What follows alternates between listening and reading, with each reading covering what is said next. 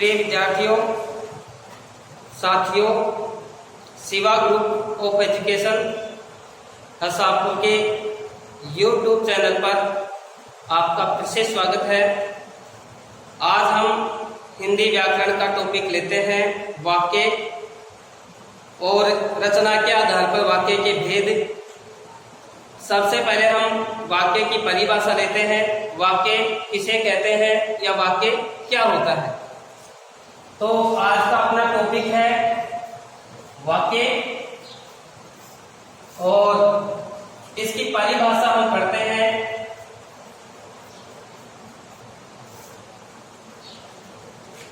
दो या दो से अधिक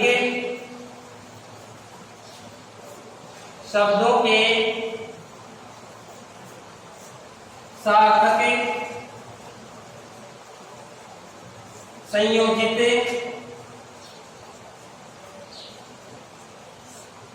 दो या दो से अधिक शब्दों के सार्थक संयोजित क्रम को वाक्य कहते हैं।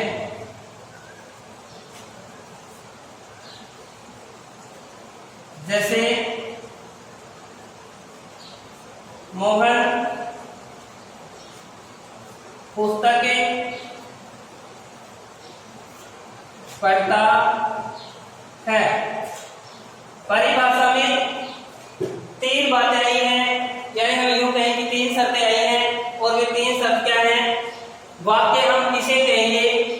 तो सबसे पहली शर्त यह है कि दो या दो से अधिक शब्द होने चाहिए वाक्य में।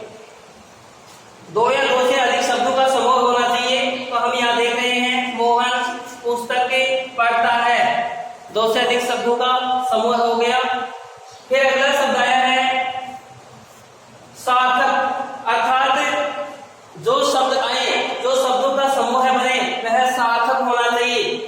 तो इसमें मोहन है, व्यक्तिवाचक संज्ञा है, सार्थक है, पुस्तक है, पढ़ता है, क्रिया है, ये सभी शब्द जो हैं ये सार्थक हैं।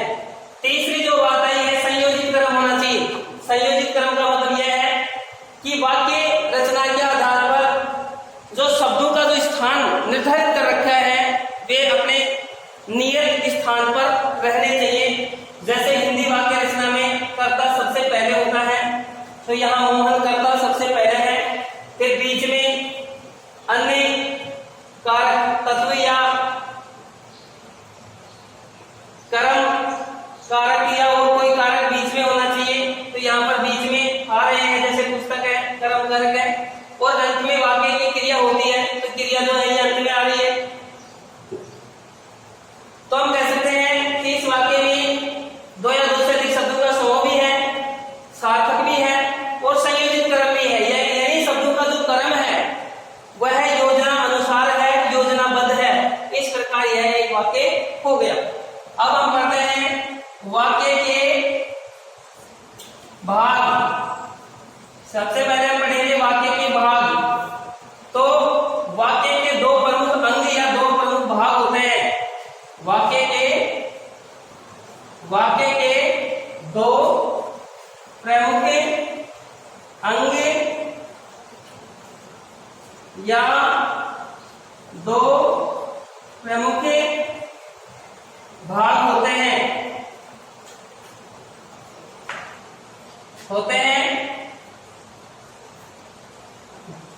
नंबर एक उद्देश्य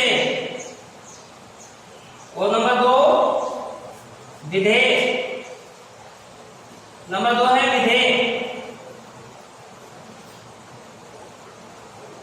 अब उद्देश्य क्या होता है, यानी कोई भी वाक्य है, छोटे से छोटा या बड़ा से बड़ा, उसको दो प्रमुख भागों में बांट सकते हैं। इसमें पहला जो भाग है उसका हम उद्देश्य कहेंगे और दूसरा जो भाग है उसका हम विधेय कहेंगे। तो उद्देश्य और विधेय क्या होता है? उद्देश्य क्या होता है? वाक्य में जिसके बारे में बात कही जाती है, वाक्य में जिसके बारे में बात कही जाती है उसे हम वाक्य का उद्देश्य कहते हैं। जैसे विद्यार्थी को अनुशासन प्रिय होना चाहिए, विद्यार्थी को अनुशासन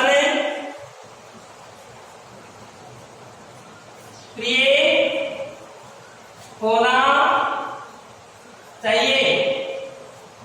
अब ये एक वाक्य है। अब इस वाक्य के हम भाग निर्धारित करते हैं। एक भाग, इस वाक्य के हम दो भाग करेंगे, एक भाग होगा उद्देश्य और दूसरा भाग होगा विधेय। तो उद्देश्य क्या होता है? उद्देश्य वह होता है वाक्य में जिसके बारे में बात की जाती है, वाक्य में जिसके बारे में बात की जाती है। तो इस वाक्य में देखो, विद्यार्थी को अनुशासन प्रिय होना चाहिए। इस पूरे वाक्य में किसके बारे में बात की गई है?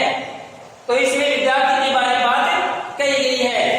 विद्यार्थी के बारे में जो क्या बात कही गई है कि उसे अनुशासन प्रिय होना चाहिए। तो देखो, इस वाक्य के दो भाग हो गए। एक तो उद्देश्य, उद्देश्य क्या हुआ? जिसके बारे में बात कही जाती है। तो बात विद्यार्थी के बारे में कही जा रही है, तो यह वाक्य का उद्देश्य हो गया। और उद्देश्य के बारे में दो बात की जाती है, तो उद्देश्य इसमें विद्यार्थी और विद्यार्थी के बारे में क्या बात की जा रही है? उसे अनुशासन प्रिय होना चाहिए। तो ये इसका क्या हो गया? विधेय हो गया। इस प्रकार से हम वाक्य के दो प्रमुख अंग या दो प्रमुख भाग पढ़ते हैं, एक उद्देश्य और एक विधेय। और ध्यान देने योग्य बात यह है कि अक्सर वाक्य का कर्ता ही वाक्य का उद्देश्य होता है, क्योंकि कर्ता के बारे में ही बात की जाती है वाक्य में, तो कर्ता ही वाक्य का उद्देश्य होता है। अब हम आगे बढ़ते हैं रचना के आधार पर वाक्य के प्रमुख भेद। तो रचना के आधार पर हम वाक्य के भेद पढ़ते हैं।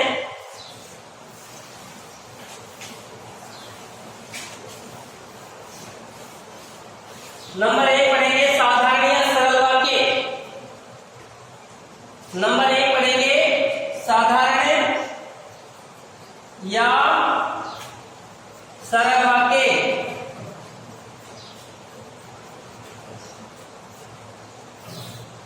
साधारण या सरल वाक्य क्या होता है? जो वाक्य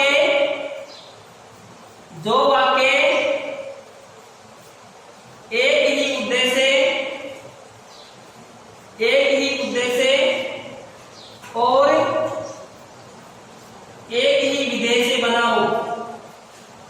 जो वाक्य एक ही उद्देश्य और एक ही विधेय से बना हो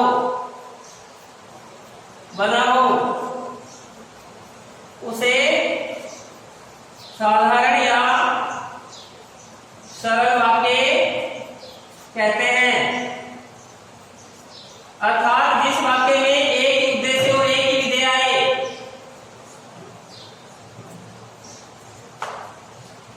जैसे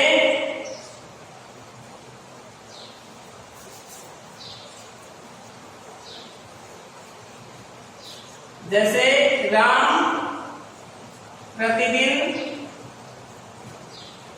मंदिर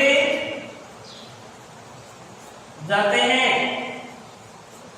राम प्रतिदिन मंदिर जाते हैं। तो यहां पर देखिए, इस वाक्य में एक उद्देश्य है और एक ही विधेय है। एक उद्देश्य और एक विधेय क्या है? अभी हमने पढ़ा कि उद्देश्य क्या होता है? वाक्य में जिसके बारे में बात कही जाती है। तो वाक्य में किसके बारे में बात कही गई? राम के बारे में। तो राम इस वाक्य का उद्देश्य हो गया। और उद्देश्य के बारे में क्या कही गई बात? कि वे प्रतिदिन मंदिर जाते हैं। तो ये विधेय हो गया। तो इस वाक्य में एक उद्देश्य है राम और प्रतिदिन मंदिर जाते हैं, ये दूसरा, ये उसका विधेय है। तो ये जो वाक्य है ये एक उद्देश्य और एक ही विधेय से बना हुआ है। तो इसे हम साधारण या सरल वाक्य कह सकते हैं। जैसे इसको और अच्छी तरह से समझने के लिए मैं दूसरा उदाहरण देता हूं। जैसे राम खेलता है और श्याम पढ़ता है। राम खेलता है और श्याम पढ़ता है। इस वाक्य को हम देखते हैं। तो इस वाक्य में एक बात तो कही गई है राम के बारे में। तो इस वाक्य में एक तो राम उद्देश्य हो गया, एक बात कही गई है श्याम के बारे में, एक उद्देश्य श्याम हो गया, दो उद्देश्य हो गए इस वाक्य में। फिर देखो, पहले उद्देश्य के बारे में क्या बात की गई है? कि खेलता है। और दूसरे उद्देश्य के बारे में बात क्या कही गई है? पढ़ता है। तो इस वाक्य में दो विधेय हो गए, दो उद्देश्य हो गए और दो ही विधेय हो गए। तो इसको हम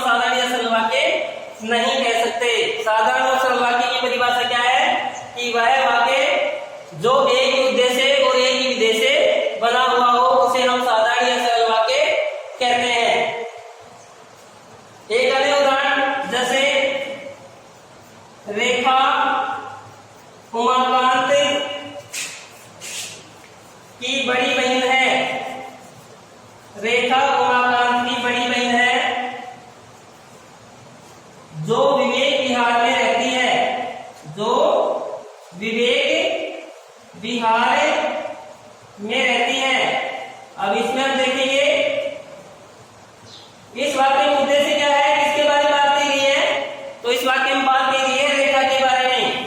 तो इस वाक्य का उद्देश्य क्या हो गया, रेखा। अब रेखा के बारे में क्या बात की गई है कि वह उमाकांत की बड़ी बहन है। तो देखो उद्देश्य के बारे में एक बात तो ये कही गई कि वह उमाकांत की बड़ी बहन है, और इसी उद्देश्य के बारे में दूसरी बात ये कही गई क्या कि जो विवेक विहार में रहती है। तो हम इस वाक्य को इस प्रकार से समझ सकते हैं कि इस वाक्य में उद्देश्य तो एक है, लेकिन इस उद्देश्य के विधेय दो हो गए। यानी उद्देश्य एक है रेखा, लेकिन उसके विधेय दो हो गए। एक तो क्या उमाकांत की बड़ी बहन है, एक बात ये कही गई, और दूसरी जो विवेक विहार में रहती है, तो दूसरा विधेय वो हो गया। तो इस वाक्य के दो विधेय हो गए, एक और दो।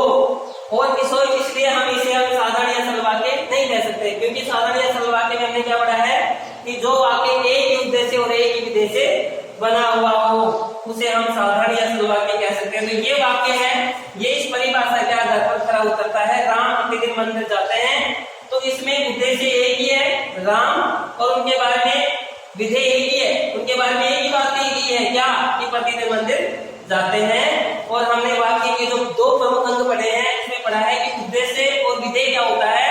वाक्य में जिसके बारे में बात की जाती है, अर्थात वाक्य में कर्ता के बारे में बात की जाती है, तो कर्ता ही वाक्य का उद्देश्य होता है, और उद्देश्य के बारे में जो बात की जाती है वह उसका विधेय होता है। तो इस प्रकार से साधारण या सरल वाक्य को हमने पढ़ा। अब इसके बाद में हम दूसरा भेद पढ़ते हैं रचना के आधार पर वाक्य का, और दूसरा और तीसरा दोनों भेद हम साथ ही ले लेते हैं। तो इसका दूसरा भेद है संयुक्त वाक्य, और तीसरा भेद है मिश्र वाक्य। दूसरा भेद ले लेते हैं हम संयुक्त वाक्य, और तीसरा भेद ले लेते हैं मिश्र वाक्य। लेकिन इन दोनों भेदों को, संयुक्त वाक्य और मिश्र वाक्य जो है, इन दोनों भेदों को अच्छी तरह से समझने के लिए हमें उपवाक्य पढ़ने पड़ेंगे। उपवाक्य क्या होते हैं देखिए, उपवाक्य तीन प्रकार के होते हैं। तो नंबर एक प्रधान उपवाक्य, प्रधान उपवाक्य। नंबर दो स्वतंत्र उपवाक्य, स्वतंत्र उपवाक्य। और नंबर तीन आश्रित उपवाक्य, आश्रित उपवाक्य। अब हम इन तीनों उपवाक्यों को, उपवाक्य का मतलब है वाक्य के छोटे भेद, वाक्य के भेद। जैसे कई बार वाक्य बड़े आते हैं तो उनके छोटे छोटे भेद कर लेते हैं, तो उन्हें हम उपवाक्य कहते हैं। जैसे रमेश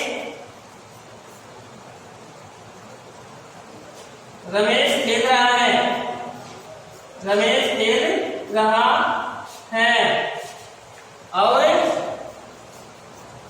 सुरेश नाच रहा है, नाच रहा है। इस वाक्य को हम देखते हैं रमेश खेल रहा है और सुरेश नाच रहा है। तो इन वाक्यों में देखिए ये पूरा एक बड़ा वाक्य है, लेकिन इस वाक्य के हम दो भेद कर लेते हैं, दो टुकड़े कर लेते हैं। एक तो रमेश खेल रहा है और एक सुरेश नाच रहा है। इसके दो टुकड़े हम क्यों कर सकते हैं, इस आधार पर कह सकते हैं, कर सकते हैं क्योंकि ये जो बड़ा वाक्य है, इस बड़े वाक्य में दो उपवाक्य हैं। उपवाक्य उपयोग होता है छोटा, अर्थात दो छोटे वाक्य हैं। एक छोटा वाक्य क्या हो गया, रमेश खेल रहा है, और दूसरा छोटा वाक्य क्या हो गया, सुरेश नाच रहा है। लेकिन वाक्य बड़ा हो छोटा हो, उसको केवल आकार के आधार पर हम छोटा कर दें तो केवल छोटा वाक्य नहीं कहला सकता। केवल आकार के आधार पर ही हम उसको छोटा उपवाक्य नहीं कह सकते। छोटा उपवाक्य कब होगा वह, यानी छोटा हो लेकिन वाक्य की उसकी शर्तें जो है पूरी होनी चाहिए। तो वाक्य की शर्त क्या है कि उसका अपना उद्देश्य होना चाहिए और उसका अपना विधेय भी होना चाहिए। तो यह जो वाक्य जो हमने बनाया, तो इसमें अपना इसका उद्देश्य है रमेश और इसका अपना विधेय है। यानी इस वाक्य का पूर्णतया समझने के लिए हमें इस वाक्य की तरफ देखना नहीं पड़ता है, इस वाक्य की तरफ हम निर्भर नहीं है। क्यों, क्योंकि ये अपना ये वाक्य है, ये अपना पूरी तरह से अपनी तरफ से स्वतंत्र है, अपना खुद का उद्देश्य है, खुद का विधेय है। इसका अर्थ समझने के लिए या इस वाक्य को हमें समझने के लिए इस वाक्य पर निर्भर नहीं रहना पड़ता, तो इसे हम उपवाक्य कह सकते हैं। और इसी प्रकार ये भी उपवाक्य हो गया, सुरेश नाच रहा है, तो इसका भी अपना उद्देश्य अलग हो गया और अपना विधेय भी अलग हो गया।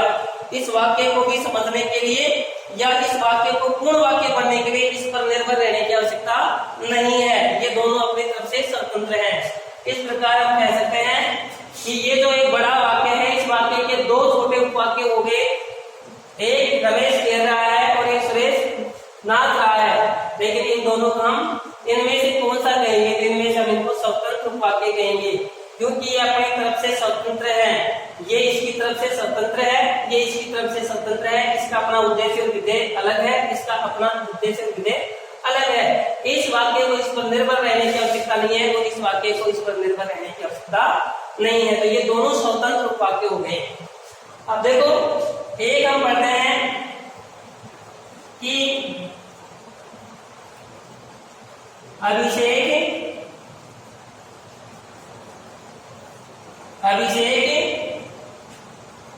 मनीष का बड़ा भाई है। अभिषेक मनीष का बड़ा भाई है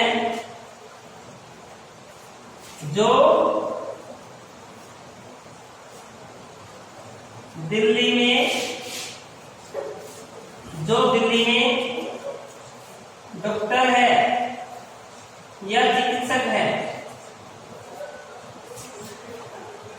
अभिषेक मनीष का बड़ा भाई है जो दिल्ली में डॉक्टर है या चिकित्सक है। इसे हम चिकित्सक भी कह सकते हैं, लेकिन अगर डॉक्टर कहे तो भी इसको हम अशुद्ध नहीं ठहरा सकते, क्योंकि हिंदी के अंदर विदेशी जो शब्द हैं उनको भी शामिल किया जाता है, विदेशी भाषाओं के शब्दों को भी। तो डॉक्टर है ये विदेशी अंग्रेजी भाषा का शब्द है, तो इसको हम गलत नहीं ठहरा सकते। काम में लिए जाते हैं अंग्रेजी के शब्द भी, अंग्रेजी नहीं अनेक विदेशी भाषाएं हैं जिनको हमारी हिंदी भाषा में शामिल किया गया है। अब इसको देखते हैं हम, अभिषेक मनीष का बड़ा भाई है, तो इसमें सबसे बड़ी बात क्या है कि बात किसके बारे में कही गई है? इस वाक्य का उद्देश्य क्या है? इस वाक्य का उद्देश्य है अभिषेक। और अभिषेक के बारे में क्या बात कही गई है? उसका पहला विधेय क्या है कि मनीष का बड़ा भाई है, तो पहला विधेय ये हो गया। अब इसका दूसरा विधेय क्या है कि जो दिल्ली में डॉक्टर है, तो अब देखिए, केवल हम इस वाक्य को देखें कि जो दिल्ली में डॉक्टर है, हमारे कुछ समझ में नहीं आएगा कि दिल्ली में कौन डॉक्टर है, किसके बारे में बात कही गई है। तो इस वाक्य का अर्थ पूर्ण तरीके से समझने के लिए हमें इस वाक्य की तरफ देखना पड़ता है, मुखातिब होना पड़ता है, इस वाक्य पर हमें निर्भर रहना पड़ता है। केवल ये जो वाक्य है, केवल इसमें विधेय तो है, लेकिन इसका अपना उद्देश्य नहीं है। इस एक बड़े वाक्य में उद्देश्य एक ही है, लेकिन विधेय दो है। तो ये जो उपवाक्य है, इसकी बात हमारे समझ में आ गई कि अभिषेक मनीष का बड़ा भाई है, लेकिन केवल हम इस उपवाक्य को अलग कर करके इसका पूरा अर्थ ग्रहण करना चाहें तो हमारे को समझ में नहीं आएगा कि दिल्ली में कौन डॉक्टर है। तो दिल्ली में डॉक्टर कौन है, इस चीज को जानने के लिए, इस बात को जानने के लिए हमें इधर मुखातिब होना पड़ता है, इधर देखना पड़ता है। तो हम ये कह सकते हैं कि ये जो उपवाक्य है, ये इस उपवाक्य का आश्रित उपवाक्य है। और ये जैसे ये बड़ा वाक्य, इस वाक्य के दो उद्देश्य हो गए, एक तो मनीष का बड़ा भाई है और एक दिल्ली में डॉक्टर है। तो इसमें निर्भर कौन सा रह रहा है? किस वाक्य का अर्थ समझने के लिए हमें किस वाक्य पर निर्भर रहना पड़ता है?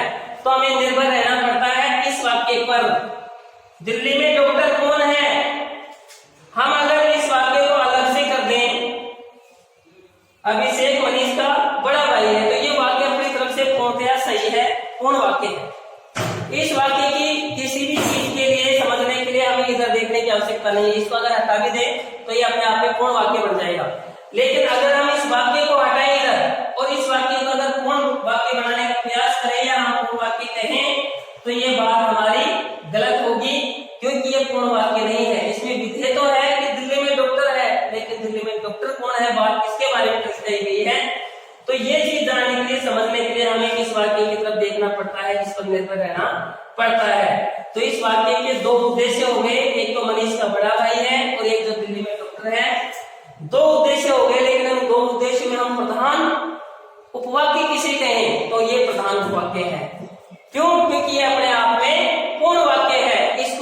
इस वाक्य का जो अर्थ है वो अपूर्ण नहीं है। इस वाक्य का अर्थ पूर्ण करने के लिए हमें इस पर निर्भर रहने की आवश्यकता नहीं है, क्योंकि इसमें कर्ता भी अपना उद्देश्य भी है और अपना विधेय भी है। लेकिन ये वाक्य जो है ये अपने आप में पूर्ण नहीं है। इस वाक्य की बात को जानने के लिए, समझने के लिए हमें इस पर निर्भर रहना पड़ता है। तो ये वाक्य हो गया आश्रित उपवाक्य, क्योंकि ये निर्भर है, और ये वाक्य हो गया प्रधान उपवाक्य, क्योंकि ये प्रमुख वाक्य है। इसको दूसरे पर निर्भर रहने की आवश्यकता नहीं है। हाँ, इस पर ही कोई निर्भर रह रहा है, और कौन सा उपवाक्य रह रहा है? ये रह रहा है जो में डॉक्टर है। तो इस प्रकार से उपवाक्य 3 प्रकार के होते हैं: प्रधान उपवाक्य, स्वतंत्र उपवाक्य और आश्रित उपवाक्य। अब हम रचना के आधार पर वाक्य के अगले भेद पढ़ते हैं। तो पहला, दूसरा वाक्य है इसमें संयुक्त वाक्य। तो संयुक्त वाक्य क्या होता है?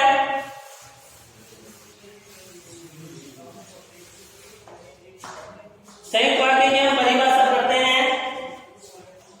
वह वाक्य जो दो या दो से अधिक स्वतंत्र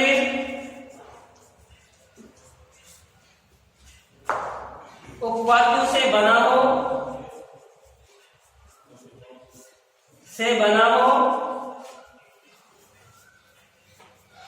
तथा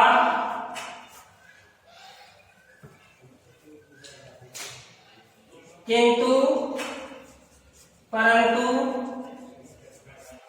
और लेकिन तथा आदि संयोजक अवयव से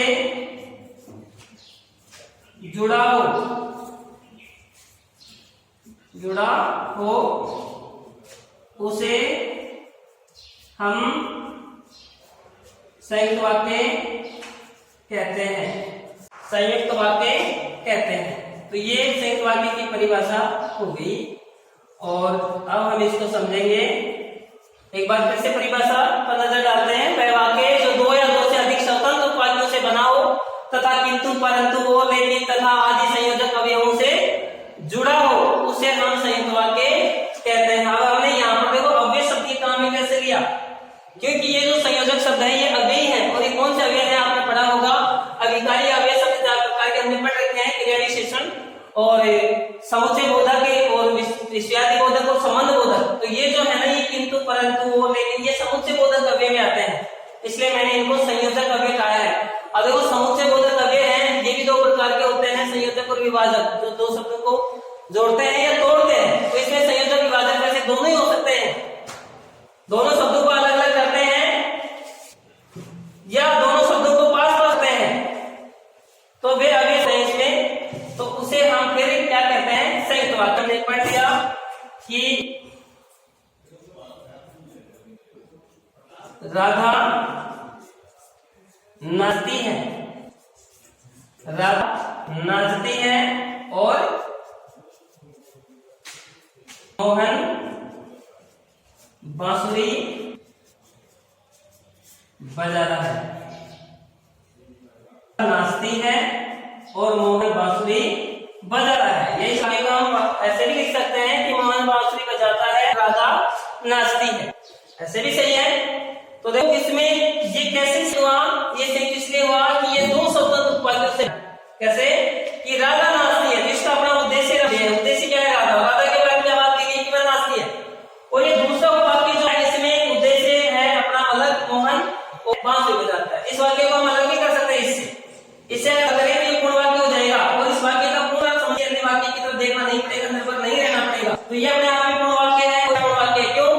क्योंकि इसका अपना उद्देश्य अलग है, अपना विधेय अलग है। इस वाक्य का भी अपना उद्देश्य और विधेय दोनों अलग है। तो ये निर्भर नहीं है, और ये अगला वाक्य है जो पहले वाले वाक्य पर निर्भर नहीं है, अर्थात ये दोनों अपने आप में स्वतंत्र वाक्य हैं। तो देखो हमने परिभाषा में क्या पढ़ी है कि वह वाक्य जो 2 या अधिक स्वतंत्र वाक्यों से बना हो, तो स्वतंत्र वाक्यों से बना ही हो, और संयोजक शब्द और किंतु परंतु लेकिन आदि वाक्यों से तो यहाँ पर जो ओ है यह है और ये दोनों वाक्यों को आया है। इस प्रकार से संख्या के जो हमने परिभाषा पढ़ी थी, ये जो उदाहरण है उस परिभाषा पर खरा उतरता है, अतः यह संयुक्त वाक्य का उदाहरण है। और दूसरा तीसरा जो है हमने पढ़ा है मिश्र वाक्य। तो मिश्र वाक्य की परिभाषा क्या है कि जिस वाक्य में एक प्रधान उपवाक्य, जिस वाक्य में एक प्रधान उपवाक्य और उस प्रधान उपवाक्य एक या एक से अधिक उपवाक्य हो वह मिश्र वाक्य के श्रेणी में आता है। इसकी परिभाषा हम देखते हैं एक बार।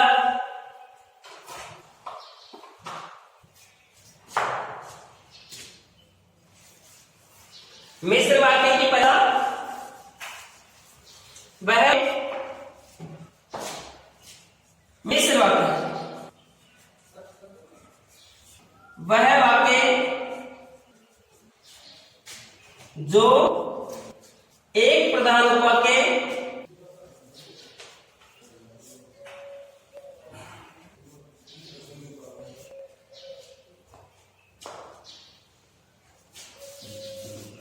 जिस वाक्य में, इसको परिभाषित कैसे लेते हैं हम, जिस वाक्य में एक प्रधान उपवाक्य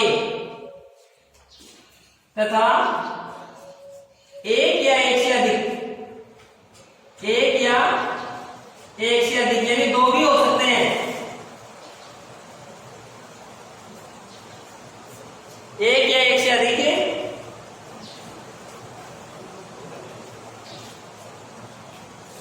आश्रित उपवाक्य हो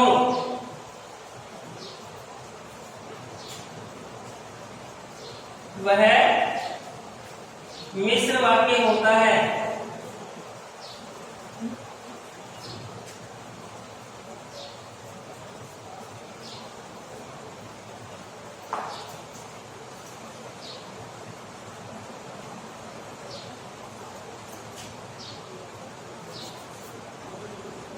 जिस वाक्य में एक प्रधान वाक्य, इसको हम वाक्य नहीं कह सकते, इसको हम कहेंगे उपवाक्य।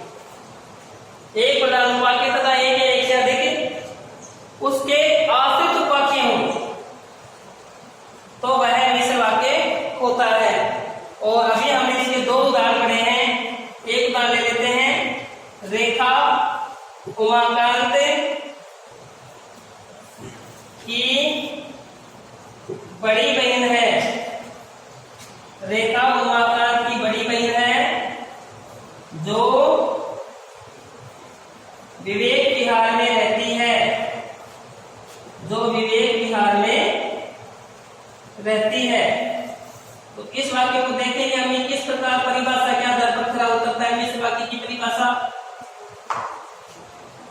जिस वाक्य में एक प्रधान वाक्य रेखा उमाकांत की बड़ी बहन है, तो ये जो वाक्य है देखो ये पूरा वाक्य है, रेखा उमाकांत की बड़ी बहन है जो विवेक विहार में रहती है, ये पूरा वाक्य। अब इस वाक्य के हम दो वाक्य बनाते हैं, यहां से अलग कर लेते हैं। तो देखिए इस वाक्य का अपना उद्देश्य है। उद्देश्य क्या है? वाक्य में किसके बारे में बात की जाती है? वाक्य में किसके बारे में बात की जा रही है? रेखा के बारे में। क्या बात की जा रही है कि वह उमाकांत की बड़ी बहन है। तो इसका अपना उद्देश्य है और अपना विधेय है। उद्देश्य के बारे में जो बात की जाती है तो रेखा उद्देश्य है, और रेखा के बारे में क्या बात की गई कि वह उमाकांत की बड़ी बहन है, तो ये उसका उद्देश्य होगा। अब इस वाक्य को यहां से अगर अलग करें ना तो ये वाक्य अपने आप में स्वतंत्र है। इस वाक्य को किसी अन्य वाक्य पर निर्भर रहने की आवश्यकता नहीं है, ये अपने आप में पूर्ण प्रकट कर रहा है। लेकिन अगर इस वाक्य की बात करें तो ये वाक्य अपने आप में पूर्ण नहीं है, क्योंकि केवल इस वाक्य को अलग करके हम पढ़े तो इसका पूर्ण अर्थ हमारे समझ में नहीं आएगा। दो विवेक विहार में रहती है, जिसमें एक जो चीज है उसकी कमी है। क्या कमी है? किसका उद्देश्य नहीं है। जो विवेक विहार में रहते हैं ये विधेय है, किसके बारे में बात की जा रही है ये तो हमारे समझ में नहीं आ रहा, इसमें अपना उद्देश्य नहीं है।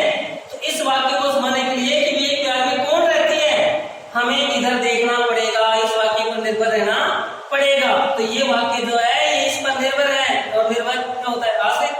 आश्रित यानी निर्भर होता है, तो ये इस पर आश्रित है।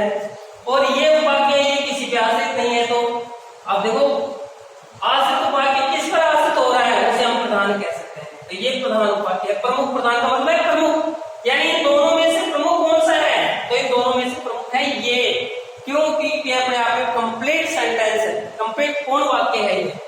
तो ये पूर्ण है, लेकिन ये पूर्ण नहीं है अपने आप में, ये इसको हम आश्रित कहेंगे। तो देखो परिभाषा में क्या पढ़ा कि जिस वाक्य में एक प्रधान वाक्य, तो यहाँ प्रधान वाक्य ये आ गया, और एक या एक से अधिक उसके आश्रित वाक्य हो, तो यहाँ पर इसका आश्रित वाक्य है, तो यह मिश्र वाक्य हो गया। इस प्रकार हमने रचना के दो प्रमुख अंग या भाग पढ़े, सॉरी वाक्य के दो प्रमुख अंग या भाग पढ़े, उद्देश्य और विधेय। उद्देश्य क्या पढ़ा कि वाक्य में जिसके बारे में बात की जाती है, अर्थात वाक्य का कर्ता ही अक्सर उद्देश्य होता है, क्योंकि कर्ता के बारे में ही बात की जाती है। विधेय उद्देश्य के बारे में जो बात की जाती है। फिर हमने रचना के आधार पर वाक्य के तीन प्रमुख भेद पढ़े, जिसमें साधारण या सरल वाक्य, संयुक्त वाक्य और मिश्र वाक्य। और साधारण या सरल वाक्य में हमने पढ़ा कि जो वाक्य एक ही उद्देश्य एक ही विधेय से बना हो उसे हम साधारण या सरल वाक्य कहते हैं। फिर हमने संयुक्त वाक्य पढ़ा कि वह वाक्य जो दो या दो से अधिक स्वतंत्र वाक्य से बना होता, किंतु परंतु और लेकिन तथा आदि से अधिक शब्दों से जुड़ा हो, वह संयुक्त वाक्य। और मिश्र वाक्य हमने पढ़ा कि जिस वाक्य में एक प्रधान वाक्य तथा एक से अधिक उसके आश्रित वाक्य हो, वह मिश्र वाक्य होता है। इस प्रकार हमने रचना के आधार पर वाक्य के तीन भेद पढ़े। धन्यवाद।